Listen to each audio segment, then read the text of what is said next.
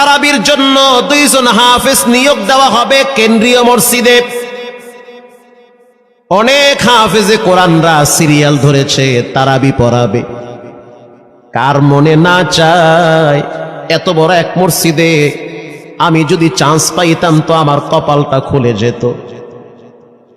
শুক্রবার দিন সবাই দরখাস্ত রাখলো, ইন্টারভিউ শুরু হয়ে গেল। পরের জুমায় অসংখ্য ছাত্রদেরকে দেখছি খতমে তারাবির জন্য ইন্টারভিউ সিরিয়াল দিয়েছে।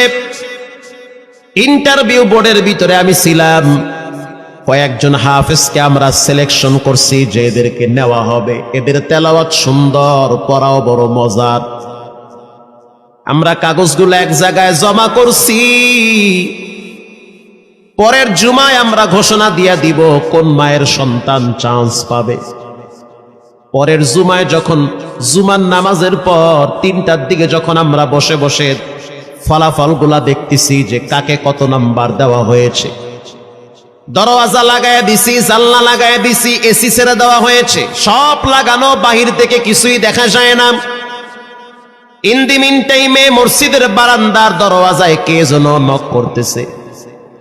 খাদেম সাহেব আস্তে করে জালনা খুইলা উকি মাইরা দেখতেছে যে 2টা ছোট বাচ্চা বাহিরে দাঁড়িয়ে আছে, একেবারে অল্প বয়স।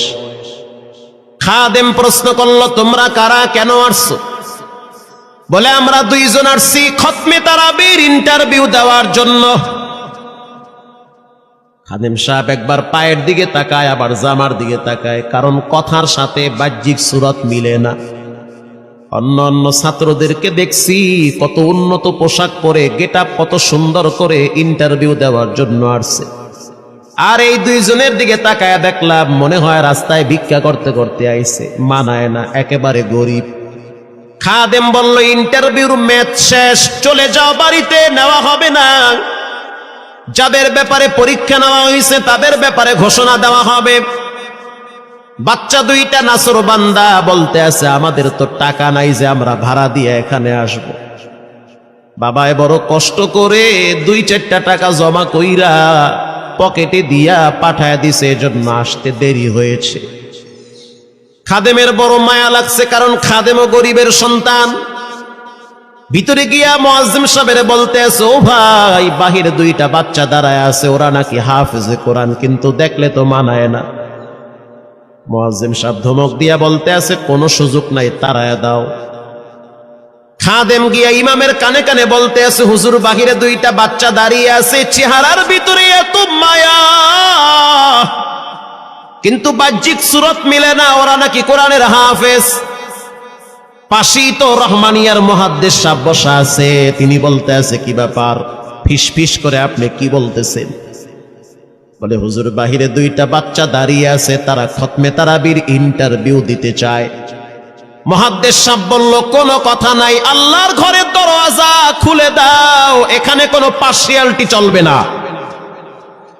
আল্লাহর ঘরের দরওয়াজা সবার জন্য খুলে দেওয়া হবে, আসতে দাও, ভিতরে বসতে দাও। যদিও ওদেরকে দেখতে মানায় না, বংশগত তেমন মর্যাদা নাই, ভিতরে আল্লাহর কোরআন থাকার কারণে আমাদের উপরে ওয়াজিব হয়ে গেছে তাদেরকে সম্মান করা। কোন দিক থেকে মানায় না, কিন্তু ভিতরে আল্লাহর কোরআন আছে, এজন্য তাদের মর্যাদা অনেক বেশি। এবার বাচ্চা 2টা বাহিরে উজুখানায় গিয়া সুন্দর করে উজু বানাইল। উজু বানাইয়া ভিতরে ঢুইকা আমি তাকায়া দেখতেছি লঙ্গির এক মাথা নিচে আর এক মাথা উপরে, এতটাই ভয়াবহ অবস্থা। কিন্তু আজীব দৃশ্য, 2 জনের চেহারা একই রকম লাগে। 2 জনের চেহারা একই রকম লাগে, কে বড় কে ছোট বোঝা বড় কঠিন হয়ে গেছে। মুসলমান ভাইয়েরা আমার, ইমাম সাহেব প্রশ্ন করলো, তোমরা 2 জনের বাড়ি কোথায়? বলে, আমরা নারায়ণগঞ্জে ভাড়া থাকি। বাড়ি কোথায়? বলে, আমাদের বাড়ি কুড়িগ্রামে। কুড়িগ্রাম থেকে ঢাকায় কেমনে আসছো? বলে, বাবায় ঢাকায় নিয়ে আসছে। কয় মাসে কোরআন শরীফ খতম করেছ? বলে, আমরা 2 জনে 11 মাসে 30 পারা কোরআন খতম করেছি। ইমাম সাহেব একবার চেহারার দিকে তাকায় আর একবার পায়ের দিকে তাকায়। স্থানীয় গণ্যমান্য অনেক ব্যক্তিরা তাকায় আছে এদের দিকে। ইমাম সাহেব বলতে আছে, বাবা তারাবির ইন্টারভিউ শেষ হয়ে গেছে, বাড়ি চলে যাও। যেটা একটু দেখতে ছোট, ও চোখের পানি দেখলাম টিস্যু দিয়া মুছতেছে। কেন কাঁদতেছো? বলে আমরা গরিব, তার জন্য মনে হয় আমাদেরকে তাড়ায়া দিতেছেন। আমরা জানতাম না ইন্টারভিউ তাড়াতাড়ি শেষ হয়ে যাবে, আসতে দেরি হয়েছে কারণ আমাদের তো ভাড়া টাকা ছিল না, বাবায় কষ্ট করে কিছু টাকা দিয়েছে, সেটা দিয়ে এখানে আসছি। এবার মুহাদ্দিস সাহেব বলতে আছে, তাহলে একটা কাজ করো, তুমি কিছু তেলাওয়াত করে শোনাও। দুইজনেই উত্তর দিল যে আমরা তেলাওয়াত করলে তো আর নিবেন না, আপনারা প্রশ্ন করেন, আমরা দুইজনে উত্তর দিব। আমি তো আশ্চর্য হয়ে গেলাম, জীবনে কত হাফেজ দেখছি, এরকম হাফেজ দেখি নাই। প্রশ্ন করবেন, আমি উত্তর দিব।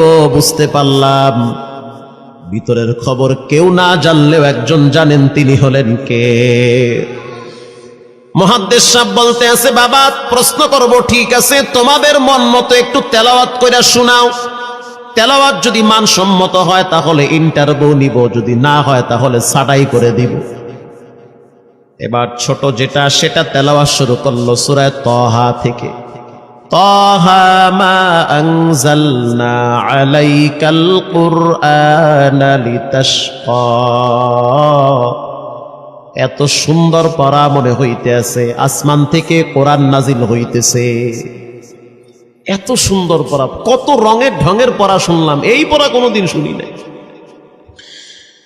আমি তাকায়া দেখলাম স্থানীয় টিউনো সাহেবের চোখের পানি বায়া বায়া পড়তেছি। ইশারা দিতে আছে আরো তেলাওয়াত করতে বলেন। এই পড়া তো শুনলে আমার দিলের ময়লাগুলা কাটে। আল্লাহর ঘরে যখন গেছি বাইতুল্লাহ ফজরের টাইমে ইমাম সাহেব তেলাওয়াত করলে যেমন মনে হয়, মনে হইতে আছে ওই কোরআনের আওয়াজটা এখন এই মসজিদে বাজতেছে। ছোট বাচ্চাটা তেলাওয়াত করলো, বড় সন্তানটাও তেলাওয়াত করলো। এবার যারা হাফেজ সাহেব ছিল তারা প্রশ্ন শুরু করলো। যেখান থেকে প্রশ্ন করে পৃষ্ঠা ঠেকায়া দেয়, একটা জায়গায়ও আটকাইতে পারে না। এমনকি বাচ্চা দুইটা এটাও বলেছে, যদি আপনাদের যদি ধৈর্য থাকে তো আমরা দুইজনে পুরা 30 পারা এখানে এক দাঁড়ানে পড়ায়া দিব। আশা করি একটাও বাঁচবে না। এত সুন্দর পড়াশোনার পরে মোতাওয়াল্লি সাহেব বলল, সব বাদ, আমার কাছে এই দুইজনই পছন্দ হয়েছে। এই দুইজন রে মোতাওয়াল্লি সাহেব দাঁড়াইতে পারে না, হুইল চেয়ারে বসে থাকে, কাছে ডাইকা বুকের সাথে জড়ায়া ধরছে আর বলতে আছে, আল্লাহ এমন একটা সন্তান যদি আমার থাকতো জীবনটা ধন্য হয়ে যেত। আমার মৃত্যুর পরে একটু হইল তেরা কোরআন তেলাওয়াত করতে পারত। নিয়োগ হয়ে গেল, তারাবি শুরু হয়ে গেছে। মোহাম্মদপুর থানায় গিয়ে খবর নিয়ে দেখেন অনেক পুলিশরা এই বাচ্চার পিছনে দাঁড়ায় দাঁড়ায় নামাজ পড়ে চোখের পানি ছেড়ে কেঁদেছে। শুধু তাই নয়, অনেক হিন্দু মহিলারা পর্যন্ত রাস্তায় হাঁটার সময় তেলাওয়াতের আওয়াজে দাঁড়ায় দাঁড়ায় কোরআন শ্রবণ করেছে। শুধু তাই নয়, অনেক বড় বড় ডাকাত, মাস্তান, সন্ত্রাস, কিশোর গ্যাংরা পর্যন্ত দাঁড়ায় দাঁড়ায় কোরআনের আওয়াজ শুনেছে। 17ই রমজান দেশে বদর দিবস, হাজার হাজার মুসল্লি দাঁড়িয়ে আছি। ইমাম সাহেব জানে না যে এরা দুইজনে আপন মায়ের পেটের ভাই হয়, এটা ইমামের জানা নাই। দুইজনে তারাবি চলতে আছে, চমৎকার পড়া, পিছনে শত শত মাওলানা মুফতি দাঁড়ায় থাকে। মনে হইতেছে তেলাওয়াতের আওয়াজে আর এক জগতে হারিয়ে যায়, এত সুন্দর পড়া। তারাবি শেষ হয়ে গেল, মুসাফা শুরু হয়ে গেল। বাচ্চা দুইটারে কেউ বুকের সাথে জড়ায়, কেউ কপালে চুমা দেয়, বলে আল্লাহর কোরআনকে চুমা দেই। হাজার হাজার মানুষ যখন আস্তে আস্তে নামাজ শেষ করে চলে গেল, একেবারে মসজিদের পিছনে বারান্দার পরে আরো একটা বারান্দা থাকে, ওই বারান্দায় এক লোক বসে বসে গামছা দিয়া চোখের পানি মুছতেছে। কিছুক্ষণ পরে লোকটা দেওয়ালের সাথে কপালটা ঠেকায় দিয়া একেবারে অস্থির হয়ে গেল। মনে হচ্ছে তার ভিতরে কাঁপুনি শুরু হয়ে গেছে। কিছু মুসল্লি গিয়া প্রশ্ন করলো, কি হয়েছে আপনার? বলে আমার কিছুই হয় নাই। টাকা লাগবে? বলে না, টাকা লাগবে না। তাহলে আপনি কেন এখানে কাঁদতেছেন? বলে আমি এমনি কাঁদতেছি। এটা কষ্টের কান্না না, এটা খুশির কান্না। এটা কষ্টের কান্না না, এটা খুশির কান্না, আনন্দর কান্না। আল বুকা মিনাল ফারাহ। অতি সুখে মানুষ কখনো কখনো কেঁদে দেয়, চোখের পানি ছেড়ে দেয়। ইমাম সাহেব বলল, পিছনে কে? লোকটা তাকে সামনে নিয়ে আসে। এবার লোকটাকে যখন কিছু দূর সামনে আনা হইল, ওই বাচ্চা দুইটা মসজিদের ভিতর থেকে দৌড় মাইরা গিয়া বলতে আছে, এই লোকটা আমার আব্বা, ইনি আমার আব্বা হয়। ধমক দিবেন না, রাগ করবেন না। আমার আব্বা ঢাকা শহরে রিক্সা চালায়। রিক্সা চালায় চালায় আমাদের দুইটা ভাইরে কোরআনের হাফেজ বানাইছে। ইমাম সাহেব ধমক দিয়ে বলতে আছে, আপনি কেন দেরি করলেন? আগে কেন আসলেন না? রিক্সাওয়ালা বলতে আছে, আমি যদি আগে আসতাম আর যদি পরিচয় দিতাম আমি রিক্সাওয়ালা, হয়তো আমার বাচ্চা দুইটারে মানুষ খোটা দিবে যে রিক্সাওয়ালার পোলা। এজন্য আমি আসি নাই। দূর থেকে নামাজে কোরআন তেলাওয়াত শুইলা আবার আস্তে করে দূরে চলে যাই। মাঝে মাঝে বাচ্চা দুইটার সাথে দূর থেকে আইসা দেখা করি। এটাই হলো কোরআনের বরকত। পরে শুনতে পারলাম এই বাচ্চা দুইটার মাও নাকি গাড়ি অ্যাক্সিডেন্টে মারা গেছে। লাশ পড়ে আছে সেই কুড়িগ্রামে। একটা ছেলের নাম জুবায়ের আর একটার নাম হলো তালহা। রিক্সাওয়ালা বলতে আছে, আমার আফসোস নাই, কষ্ট হলো এক জায়গায়, সেটা হলো ঈদের সময় বাচ্চাগুলা তো বাড়িতে যাবে। বাড়িতে যাওয়ার পরে দেখবে ওদের মায়ের লাশ কবরে পড়ে আছে। ডানে বামে মাটি, সামনে পিছনে মাটি, মাটির ঘর, অন্ধকার কবরে মা ঘুমায়। ঈদের দিন এমন কোন দরদি নাই যে আমার বাচ্চাগুলারে সান্ত্বনা দিবে। গত ঈদেও দেখছি বাচ্চা দুইটা মায়ের কবরের পাশে দাঁড়ায় দাঁড়ায় লম্বা টাইম কেঁদেছিল। আমাদের ঘরে কোনো ঈদ নাই। রিক্সাওয়ালাকে সান্ত্বনা দেওয়া হইল, নসিব আপনার ভালো, কপাল খুলে গেছে। দুইটা সন্তান হীরার টুকরা এমন ভাবে তৈরি করেছেন, মনে হইতে আছে জিন্দা কোরআন হাঁটতেছে। এজন্য সন্তানগুলাকে দিনদার বানান, ঠকবেন না। বর্তমান জমানায় মানুষ বড় স্বার্থপর। একমাত্র কলিজার টুকরা মা বাবার জন্য যেই দোয়াটা করে ওটা অন্য কেউ সহজে করতে চায় না। কথা ঠিক না ঠিক? সন্তানগুলারে দিনদার বানান, নেককার বানান, আল্লাহওয়ালা বানান। আল্লাহ পাক বলেন, যারা কোরআন পড়ে, নামাজ পড়ে, আল্লাহর রাস্তায় দান করে, তারা হলো সফল ব্যবসায়ী। এখানে এমন মানুষ বসা আছেন যে নিজের হাতে নিজের মায়ের কবরে রাখছেন, নিজের হাত দিয়া নিজের আব্বারে কবরে ফালায়া রাখছেন। ঘরে গিয়া দেখবেন মায়ের বিছানাটা খালি। যেই বিছানায় মা ঘুমাইতো সেই বিছানাটা এখন অসহায়ের মতো পড়ে আছে। বাবায় যেই বিছানায় শেষ বয়সে বসে বসে কোরআন তেলাওয়াত করতো সেই বিছানাটা পড়ে আছে।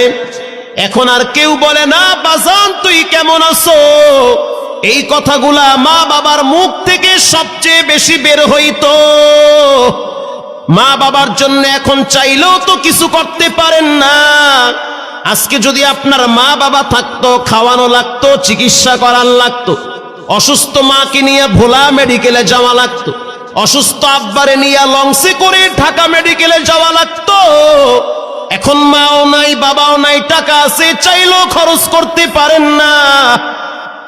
সহজ একটা রাস্তা বের করে দেই, এর চেয়ে সুবর্ণ সুযোগ আপনি পাবেন কোথায়? আব্বারে তো থাকলে খাওয়াইতেন ভাত, না তো আর করতে পারতেন না।